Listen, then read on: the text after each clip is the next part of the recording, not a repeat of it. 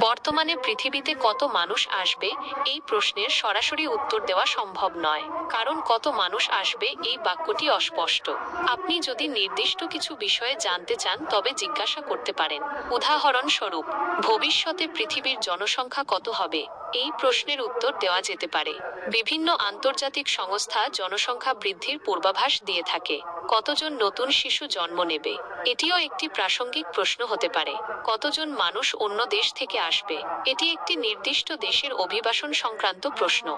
যদি আপনি প্রথম প্রশ্নের উত্তর জানতে চান, তবে বর্তমানে বিভিন্ন আন্তর্জাতিক সংস্থার দেওয়া পূর্বাভাস অনুযায়ী বিশ্বের জনসংখ্যা 2050 সাল নাগাদ 9.7 বিলিয়ন এবং 2100 সাল নাগাদ 10.2 বিলিয়ন থেকে 10.9 বিলিয়নের মধ্যে হতে পারে। তবে এই সংখ্যাগুলি পরিবর্তনশীল এবং বিভিন্ন কারণের উপর নির্ভরশীল।